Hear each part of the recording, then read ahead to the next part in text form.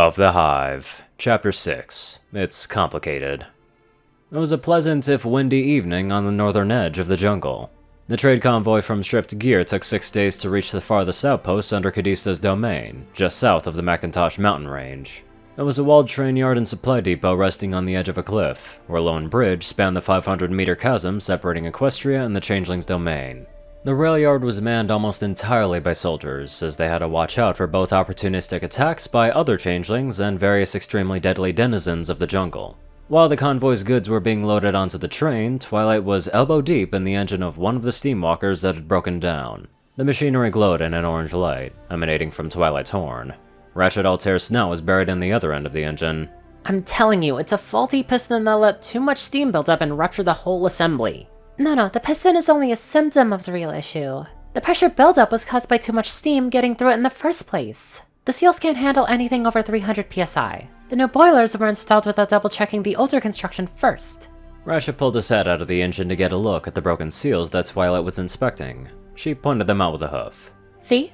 The metal surrounding the seals flex too much, and I bet under working conditions they're bulging out, letting too much steam through. Ratchet ran the numbers in his head, and came to the same conclusion. Well, I'll be.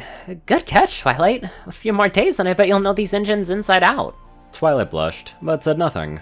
Ratchet marked the faulty seals with bright red tape while Twilight wrote the problem down on a scroll, all for the maintenance team to repair later. He sat back, idly pulling off his grease-stained work gloves. You've really got a knack for this stuff, Twilight. You can call me Twi if you want. That's what my friends call me. Twilight hesitated. Or what they used to call me anyway. She pulled her work gloves off, then flew over to the steamwalker's cockpit. Now, I'm wondering if I'll be as close to them as I was before. The Hive is like a second family to me. Will I have to choose between two worlds? Ratchet frowned while putting his tools away. I don't see why you would. What's wrong with having two families? Twilight caught a glimpse of her reflection. To avoid risking a second attack, she was disguised as a normal drone, indistinguishable from her 4,000 siblings. It's just... things are so different now. Even with my memories coming back, I feel closer to you than my old friends. What if they don't like me? Or what if I ruin everything? Ratchet flitted over to Twilight and put a hoof around her. Don't worry about it. If Celestia welcomed you back so easily, I'm sure your friends will too. You're probably right. I shouldn't fret about this so much. Twilight sighed and nuzzled Ratchet. Thanks for being here, Ratchet. For several minutes, the two changelings said nothing, content with each other's company. Eventually, Twilight's eyes drifted to 2 trailers from the caravan being refitted with train wheels. Hey, Ratchet? Yeah? I thought the caravans only brought one supply car for the love crystals and other provisions. What's the second car for? She pointed a hoof towards the car in question. Oh, that's the mobile incubator. Cadista always keeps one on hoof in case she ever needs to make a prolonged absence from the Hive. Twilight scrunched up her snout. Mobile incubator? But I don't lay eggs yet. He shrugged. That's what was on the manifest. I thought you would have asked earlier if you had any questions. Twilight scratched her head and sent a low-priority query to her queen. However, Cadista placed high priority on any query from Twilight. Yes, Twilight? I was wondering why you sent a mobile incubator with me. You know I don't lay eggs yet. Yet is the operative word. I'll be honest with you, Twilight, your development is happening faster than I expected.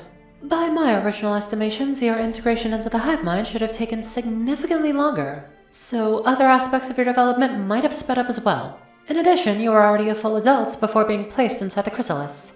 I just wanted to make sure that you wouldn't have to cut your visit short should you start laying. Twilight pressed her hind legs together. You don't really think I'd start laying that soon, do you? It's unlikely, but let this be a lesson to you. A queen must leave as little to chance as possible. But like I said, do not worry about it. Enjoy your time in Equestria. Twilight relaxed. Alright, I'll remember that. Thank you for looking out for me. Cadista's tone warmed. You are more than just my heir, Twilight. I want you to be happy with who you are. Now go, reconnect with your friends and family. The Hive will still be here when you get back. Twilight smiled. I will, but still, thank you. Cadista sent wordless acknowledgments, prompting Twilight to end the conversation. She didn't have long to ponder about the incubation car when a call over the link echoed in her mind. The train will be departing shortly. All personnel going to Equestria should board within the next 10 minutes. Yikes, I'd better go. Twilight raced through the air to find the forward passenger cabins. The hive mind directed her to the 3rd car where her cot was located. She landed on the roof of the car and jumped inside the trap door into a cramped hallway. After finding a room in the center, she jumped inside and flopped on the bed, dropping her disguise. The windows are shuttered, so it should be fine as long as I stay here until we're in the tunnel. The train arrived in Ponyville 3 days later in the wee hours of the morning. It was right before sunrise, but Twilight was wide awake, her face plastered against the glass as the town came into view. There it is. My old home. Familiar thatched houses and stores appeared before her in the distance, while the train diverted towards the trade depot. Most of the town was still asleep, but a few lights peppered the townscape. I have so many friends to visit, but who should I see first? She anxiously wrung her hooves. Should I visit them in alphabetical order? Well, that would mean skipping every pony to get to Applejack on the far end of town. What about the order I first met them when I came to Ponyville? I don't remember the order. Maybe whoever's the closest to the cargo train station. That would be Rarity, then Pinkie Pie, or... No, that'd be Rarity, then Rainbow Dash. I don't even know where Dash's house is. Some of her mates started to jump out of place before an idea came to her. Rarity's boutique should be the closest, so I'll ask her where Rainbow Dash's house is, and then I can visit them all in order. She clapped her hooves in delight. Excellent! Twilight heard Ratchet's voice in the hive mind grow a little louder as he stirred from his sleep. He was having difficulty rousing from a drinking game that he played with the other engineers last night. Twilight poured him a cup of water from a pitcher of water that she laid out last night. Here, this should help your hangover. He blearily took the glass in his hooves and downed all of it before gasping for air. Thanks for that. Remembering all the times Cadista performed it, Twilight tried to spread some of Ratchet's hangover through the link, but could only push a little through the changelings nearby. Happy to help. You may want to, get cleaned up before we go into town. He groaned painfully while trying to sit up. This is what I get for betting against the sister who makes regular trips outside the hive. She had some seriously hard cider in storage and a liver to match. Twilight refilled his glass and gave it back to him as he managed to sit on the side of the bed. Ponies get into a lot of drinking games too. I remember Rainbow Dash and Applejack would drink themselves under the table at least once or twice a month. He downed half the glass before his bladder demanded attention. I'll be back, he yelped while racing towards the lavatory. Twilight snickered, and she trotted towards the washroom. I should be presentable for my return. The showers were busy, but Twilight was able to find an empty stall. As she used her telekinesis to scrub away at her back, a troubled thought struck her, and she sent off a query to Cadista.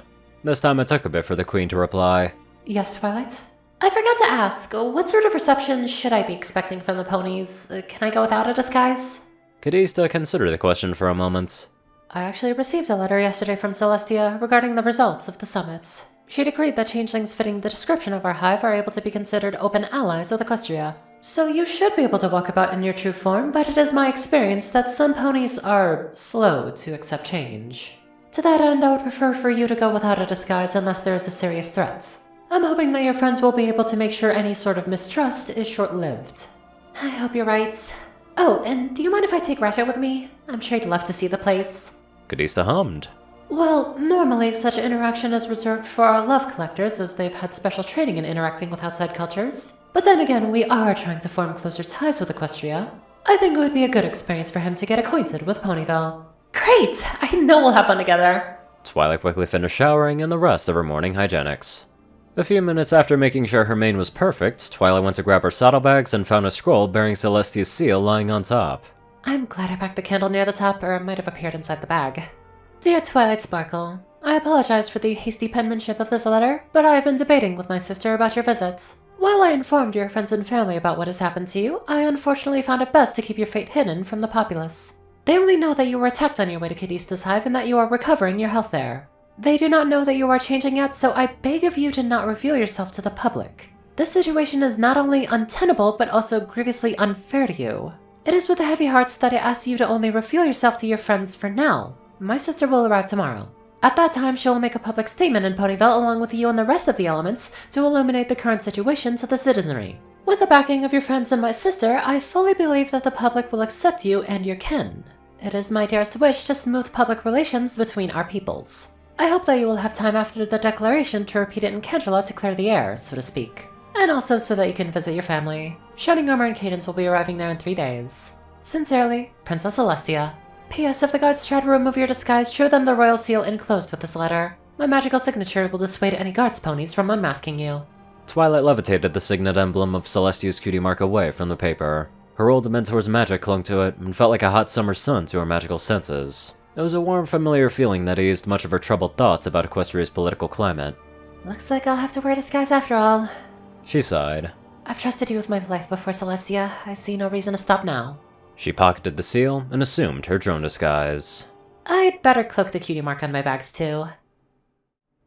I have a feeling that even with the comfort that not all changelings are bad, it's not going to work as well as they'd hope. But I could be very wrong. Anyway, let's get on to our very positive donators. Top donators are 630, Peter Coulthard, J Tinman, Darkside, Only One Thing, and Twinkie. Rayden, Narwhals, Blackmoonheart, Pastel Skies, Austin Rollins, Crazy Killer 557, Stu Heck, Sword Brother and Mordred, Omicron Lyrae, Will, Chris, Dospo, Delta Omega, Jack Hadge, Runesife 9852, Madman Stan, Leslie Perkett, Drake Lovedragon, Hunter Norman, Stephen Bingham, Langa12, Sorcerer Constantine, Hudzaza, Conver, and many more amazing people. Thank you all so much for watching this video and live life to the fullest.